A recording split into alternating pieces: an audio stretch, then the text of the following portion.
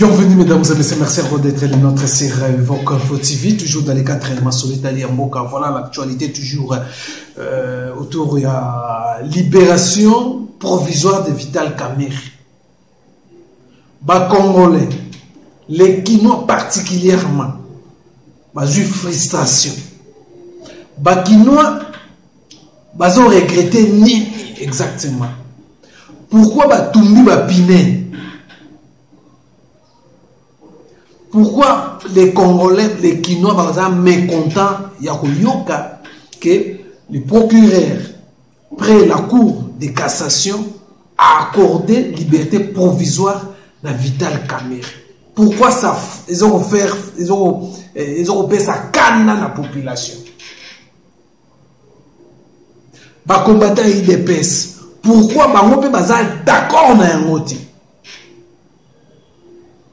Batumbi Bapine. Qu'est-ce qui ne va pas dans les Congolais? Les Congolais bazolinganini. Regret ça vraiment nini. Est-ce que Vital Kamerhe ne méritait pas cette liberté provisoire qu'a accordé le procureur près la Cour de cassation? Oyo lelo et puis si Kanda, les Congolais va regretter, peut remettre encore l'état de droit,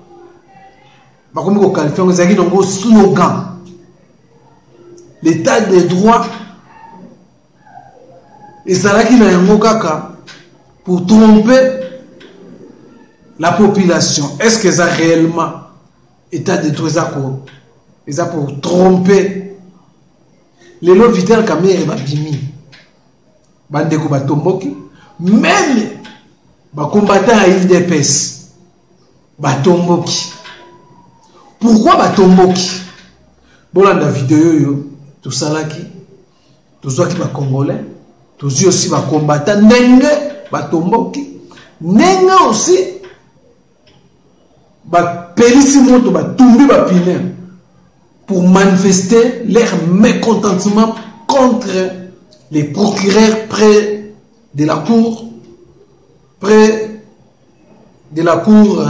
de cassation. Bolanda. Et puis, vous allez comprendre pourquoi mécontentement n'a pas congolais, n'a pas combattu des pestes au bango mon copé, va remettre l'état des droits en cause.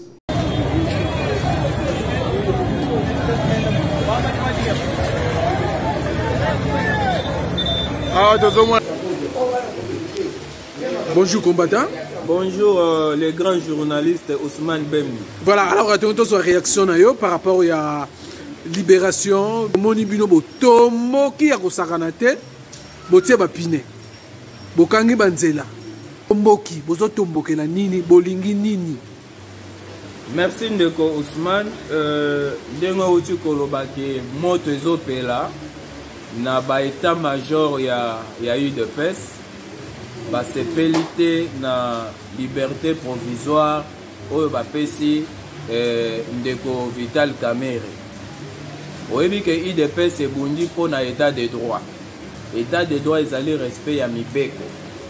Toboyi to tombe na ba piège ya bato oyo bazalaka muke o bobimisa Kamerhe kasi. Muke bobimisa pe songolo kasi. Pona ni bobimisi kaka ye. Alors que je crois que le procureur doit nous expliquer sur base et en vertu de quel article Oyo a coquille copé. Non, il faut que l'article 47 je permettre bango par rapport à non coup de cassation il y a contradiction dans cet article là. Il y a contradiction dans cet article 47. Dans l'article 47, il faut que les condamnés puissent tenter na juge pour obtenir la liberté provisoire. Nous avons na Kaya Vital Kamerhe déjà condamné. Il n'a même pas encore fait moitié. Il y a peine naïe comme condamné par rapport à la gravité de la situation à Salaki. Azamuto a obtenir liberté provisoire. Et ça n'a pas été. Le problème à santé est posé d'abord. Mais Azala qui wapi, Azobeta ba tennis nanani na. Déjà dans l'hôpital, Est-ce qu'Akoufa depuis abetaka nini kuna? Akoufa te? Santé ou lisusu wapi? Problème à santé za wana te. Abazongisa ye na kati kuna. Azo mérité liberté provisoire wana te parce que asali même pas moitié ya peine na ye. Bati kabiso ba biloko wana te et puis tozo senga na président de la République c'est lui le garant de la nation. Yenda zali redevable na peuple congolais en 2023. C'est vrai qu'il y a ce qu'on appelle séparation du pouvoir, mais en tant que garant de la nation, il a le droit de superviser toutes les institutions. Parce qu'ils ont revenir, ils ont payé une prérogative à convoquer tous les procureurs à Sololana Bango. De Ousmane, Naboyi Kotanga Kombo. Oyebi que ils ont un procureur Moko. A outa collé $53 000 pour libérer un réseau de jeunes au Bazali Kotambo na kati ya entreprise publique ba rationner batou pour soit disant que non ba comme ça ba mandataire. Il avait ces dossiers ba intimidé de la part ya batou moko boye. Ba bengé na ba téléphone ba intimidé ba ekotine de 53 000 a libérer ba jeune wana au Bazala qui censé yako au Bazala censé yako za l'arrêter. Vous comprenez? Donc, la justice, le chef de l'État, il a comment mettre réserve pour le fonctionnement, a veillé maintenant à prendre des décisions. Azong sa caméra, na katia boloko. Sinon, caméra sortie, la caméra, exemple, Yamabe, et favoriser ba détournement ba magui parce que mutayibi ka que non ceux qui nayibi ba ofani sanga yo ka caméra était aussi ba pesa liberté provisoire ba preuve ezala ba ribambel ya biloko nyoso to net yango tozo senga que chef de l'État a interpellé ba procureur bani a échanger na bango pour éviter ba dérapage wana. Vous savez qu'on voter président de la République en 2023, ça qu'on dépendre aussi d'une évolution, il y a état de droit aux amis qu'on connaît. Soki kaka eloko, soki kaka eloko, babadi ko katango malembe boye.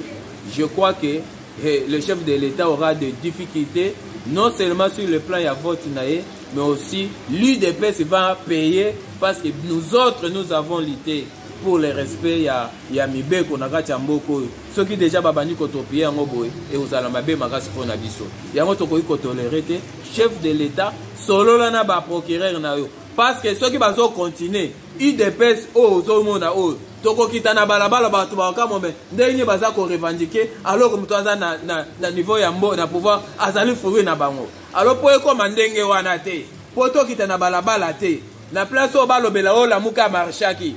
Oh, ce parti sont pas la marché qui. Bah, mon aïe de c'est comment marcher, recadrer ma cambou avant que tout marche parce que nous sommes prêts de le faire. Et d'ailleurs, les combattants pour le moment, basant na frustration à ma casse. Oh, yo, yebi pourquoi? Alors, il ne faut pas occasionner d'autres choses. Oh, il ne faut jamais que ça la, qu'on pèse sa image à ma bé. Tout ça, et bon, ceux qui le lona caméra kobima. Jijo a oti kokufa, oh, yo. Donc, on raisonne dans l'endengeni. Oh, yo. Ayebaki na kojiger Vital Kamerhe à subir à côté na mabele toko raisonner mémoire na ye na ndenge nini toko raisonner mémoire na ye na ndenge nini Etienne Tshisekedi place ya zali na kati ya Punda akoloba nini en tout cas chef de l'État yoka mungongo izoloba interpeller bango ba recadrer dossier bazonga et respecter na procédure même l'article 47 va évoquer la loi organique il y a une cour de cassation et va violer esprit na yango ils ont violé l'esprit. Vous voulez donner Georges Kapiamba raison pour le scandale judiciaire n'a pas ces raisons totalement raison ils ont violé l'esprit de l'article 47 il y a loi organique il y a cour de cassation. Ils ont violé. Ce n'est pas ce que cet article prévoit. Donc, M. Kamerhe doit retourner dans la prison et consommer ce qu'il doit consommer. Et cela servira exemple pour le reste des acteurs politiques détournés des deniers publics. Et ça la malam et ça profitable pour la mandat na biso. Vraiment réaction na makambo tali ya Vital Kamerhe naza déci puisque état de droit au président tunda assuraki biso na moni yango matiketo ils ont kinde comme départ ya malam comment expliquer bato ba osala ba détournement na mboka oyo bato wana ka bazo bima bato wana donc bazo pesa ba liberté mais au juste ce ko ezani bato oyo bazaki no ke bakangi na prison ayibine loko malonga te asene loko malonga te bofandise na prison mais bato bazo sala ba détournement o na mboka oyo peut-être no mbongo mboka ko salisa biso mais tout le monde a ba réaction malamu tout ce que tout comprendre au juste ce ko avenir na biso ba jeune et ça pendant ndengeni le président a pendant tout a pendant déci même toki na ba élection toki na modèle obo jusqu'à président banda azo pouvoir à promettre biso trop même ngana za combattant oui tout a pendant ba na ba cité mais tout ba pression na ba ndeko donc et comme écoute na son mais à promettre mais jusqu'à présent ba promesse ba action malamu penza nan penza salamité mais bato bazo yi bambongo à l'état o ezaki bambongo ne ko sunga biso bambongo ngo yango na batongo ye ato bimisaka aocha bango libanda mais aussi tout comprendre te et ça penza nini c'est fait c'est que ndem tabimisi bango c'est la justice congolaise oh mais beli ke bakata ndeti mutu kamera bakata lay ay meto 20 ans et qui te na ba 13 ans mais comment expliquer que ba tchè na libanda sikoyo a promettre biso nini apesi nini na l'état o ezaki non ke ba bimisi ye po azana libanda est-ce que apesi mbongo ya l'état o ya yibaki o ye ba tchè na libanda sikoyo au juste to kendeka boye penza na situation ya mboka tout ko évoluer te donc yo pour ça compte état de droit et comme il a doute oui en tout cas nena zawa na comme mona penda état de droit pour nanga et comme dans na doute et comme na doute puisque tout le monde action même au niveau sous présent à FCG biso même na niveau même qui au état ndetiki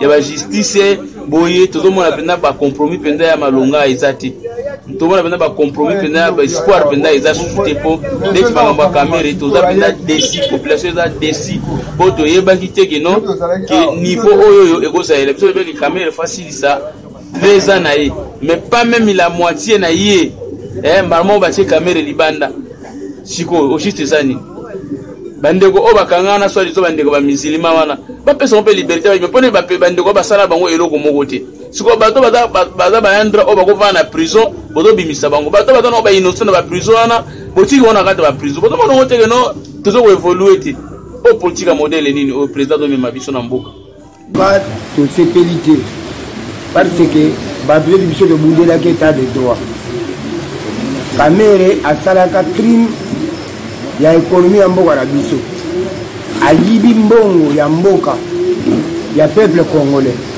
alors mutu oyo ayibi mbongo ya mboka aza condamné comment se fait-il ko bimisa ata afuti mbongo ndenge président utikolo il faut asala quand même moi père moi ya muke mais bino ko bimisi abimisi libanda tandis que to ake plus loin ko yiba mbongo te asali ba crime contre l'humanité hein tozala de information surtout tous les bateaux biso bakufanga na présidence bakoze le Covid-19 c'est pas Covid-19 hein ba vient na biso mukeni hein les barons akufa surtout ba dossier wana juge kudu juge asabianik ba sacrifier na makamwa na akufi donc yaniki wana kenene kaka bondire pese kaka boyakei non babli wana biso ko ndima ngote les journalistes ko ndima ngote hein nasengi boy na président de la république soko zoye bangote et fait ya kotika biso ba combattant libanda tozotelangana c'est pour cela on ko potiri sur la base profiter oyo bango ba sali oyo progrès ya coup de cassation sali za haute trahison en plus ministre de la justice le sous bango mi balé wan o ba sali wan za haute trahison biso tozana seconde ngote sikoto lo baté tozozela la réaction ya gouvernement te o ndena olo ce gouvernement le bien te biso etake ba combattant il défait tout d'abord boye bango ezala ka pyramide renversée c'est pas le cadre qui décide mais c'est le combattant qui décide c'est la base qui décide biso to kota na ndele to déclarer kozonga caméra na prison ce qui a zongi te to ko chikate parce que to sala colère makasi to bundela ki ta de droit mutu na tingai na sacrifier jeunesse na ngai nino na ngai oyo lengo na IDPS na makambe ko déclarer pour état de droit ekota hein mais bato o bazo yiba mbongo na biso bobimisi bango na lobi ya Frank Diongo akangama abeta masamba na chaise roulante Dio Mindongala akangama abela na prison anyokama tolongo Dio Moyambo akangama na prison anyokama est-ce que babimisa bango bango ku ezala ki problème ye kutu ayibi bango ku ezala ki problème ya très bien babare bango yo mnyongo na bakela bwaka na nzela ba Congo boyebi yango est ce que Kabila bimisa o bo tawuni ni bokomo memela biso président Félix zo mona teke na minute na lelo na terre za go beba oyo zo lukwa tono kitabi tono e mata tozane sengo wana te président alors salé le peuple congolais c'est là le loko ko bima kamere et petit peuple donc embryo eza na terre au sagaraki embryo eza na biso tina bo biso nyot bana IDPS to sepelite tozana kana na loko bongo kati bo bimisa muto ya ensemble eza na libanda o ya PPRD arimaji bo bimisa arimaji bo bimisa donc ba bimisa Jakinda Jakinda pourquoi ba otika bango et là, état de droit, et comme état de phonie. État de phonie. Et comme état de phonie, il y a comme état des arts. Et comme état des arts, parce que, disons, nous avons un crime contre crime économique, alors, on va pour Fingaki, pour Salaki, pour Chikibango. Mais bon, il y a parce que l'état de droit, état de droit, on a perdre vie dans les familles, les barres, les bangs, on a périr. Ton mona caméra tinenga batele juge wala papier musoir toza kana bima silelo tout ça ngo abomi muta sali crime contre l'humanité sali crime économique après bobi msi bango na conseil soki ya $5,000 ah procureur biso doit ba décider biso doit peuple oza wana po sala c'est pas on dit que c'est la justice qui lève la nation mais justice oyo lève la nation comme justice oyo qui la nation to sepene loko wana te président salé loko batu wana bengisa bango nyoso wana changer batu mususu te biso boko bete biso masaki boko boma biso to sen kaka boma biso nango eloko nyo na lobi ngai premièrement nazo déployer makasi na mona de justice congolaise la justice moko donc ya bidon do ba juge wana na ba justice bazonga na nous na recyclage no ya makasi parce que ça musa na compétence moko donc ya tina te po comment fait-il mutu bino bo condamné 20 ans bokiti peine na yé na 13 ans bozu sous vos PC liberté conditionnelle quand même vous avez tout tout à fait vous avez abouti na matière ya justice parce que biso population to déplorer babilo au moins ça te muta ibimbongo ya caisse ya l'état na trésor public vous condamné par défaut vous avez vos PC liberté conditionnelle quand même to lobani état de droit vous gagnez les biso non to ça mboka état de droit mais état de droit vous avez état bidon avec mes besoins mais ce qu'on m'a tu donc tout à fait comme nous nous sommes ibi na mbongo ya l'état lokena yo ozongisa na ngote po ibi ko bima na yo tout à fait même caméra bokanyiye bokondamné par après bo pese liberté conditionnelle so mo quand on mangwa vous pensez sur la promesse moi le coûter quand même et ça normal tout le monde le bloc to se pelete bientôt 2022 ça ma ponami donc il na ma ponami on na lolengi kana modèle oh mutayibi na ye par après bokondamné au PC liberté conditionnelle morobo quand même vous avez mamboka ça vous avez mamboka la cao c'est comme plus jeunesse congolaise tout ça la nuit mato donc to comme jeunesse congolaise bimara noka kasala cop moko boyi ya mufatina ale batu musu bazo yiba mbongo balia na mbongo bakenda ka bachete ma basala ba boom na ba ngomba bisika moko boyi c'est comme plus jeunesse congolaise ça c'est vous avez ko ça jeunesse congolaise na lukuta na balaba boya to voter bino ale bino boyolie bambongo bo pese jeunesse congolaise musala ya ngai na osenga la jeunesse congolaise ngai était que jeune naza mutu nasala musala maboko naza artiste bijoutier na oloba la senga la jeunesse congolaise ezana mutu moko te politicien moko te jeune congolaise a okosa yo ke ya ka voter nga sala bozong sa songo pakato sala marche na bo donc na osenga ba jeune congolais bozala vigilant bozala mayele so bo lemba pour état de droit lingolo bagena ezana ngo eza état de droit ya bidon do ya tinate donc il y a Congo ça était le droit de bidon et ça slogan ya pamba ça na action te na musala te parce que quand même bozo kanga ayibi mbongo elle était bozo bise pour nani et ça normal ti yango na souk na zo luka ko souk sa boye et ça bande comme si bokangi na prison surtout na beta CT na bande ko ba musulman boyo kanga monde entier même bona Congo o était kaza musulman bon ça donner sur ma moitié ma politique congolaise ti bo ça la Liban. Merci de Ousmane d'abord ndenge omoninga yo monike attitude na ngeza zana kana na zana méchant omona que justice na biso eza justice ya soni de Ousmane il y a même pas quelques jours Willy Bakonga a porté disparu abima na prison ndenge nini, c'est toujours les mêmes gens. Lobi na poko vers 17h Kamere va libérer sur base de quoi? Parce que dossier na ya sambaki publiquement et mondialement balandaka procès na ye voleur détourneur intelligent les lois azali banda. Et chaque fois bakuwa nezo salema, le président de la République est en dehors du pays. Donc c'est un coup contre le président de la République. Et ça na négociation mon côté. À moins que ceux qui va trouver droit à Samba va condamner. Et chose grave, a interjeté appel au Sambisi, bloqué pour quitter sa sous une peine. Acceptons qu'il a coopéré avec la justice. Et qu'il a zongi Sakimbongo, je ne crois même pas. Mais ceux qui ont zongi Sakimbongo, il fallait quand même appuyer à moitié à peine. Si quand on Sabato, nini. État de droit est comme un slogan creux. État de droit est comme état bananier. État de droit est sous. Donc l'impunité pour Nanga, ils ont favorisé le crime. Moto abomi ba asili si batu na présidence. J'ai perdu un frère là-bas. Et chiffre oyo boyoka kazala kangote. Batu ba kufe belé. Toujours la même personne. Et le loi bimi libana. Qui vous dit qu'il a cessé? Qui vous dit qu'il a cessé? En tout cas, ngai nazana kande akusakanati. Ce n'est pas que naza contre M. Kamel. Mais tozali nakanda parce que en tout cas, ezali ko sambwisa honneur na dignité à IDPS. Na sas ni biso tolitaka pour un état de droit na démocratie. État de droit il fallait justice ezala distributive na moto nyonso. Mais lelo moto aibi allez 2 jours après ba libérer. Bango nyonso babimi. Information tozana ngo déjà. Bango nyonso il faut babimi. Bosiko na liberté provisoire. Ndeko Ousmane. Na moto abimisaki ba propos discourtois contre le président. Bo libérer était. Mais moto a commettre crime économique, bo libérer. Bo siko justice ni les a. Donc na procureur ou na cour de cassation, il faut ko kangaye. Donc na sengi na président de la République ayo kasoni te, ayo kamoto pe mawa te.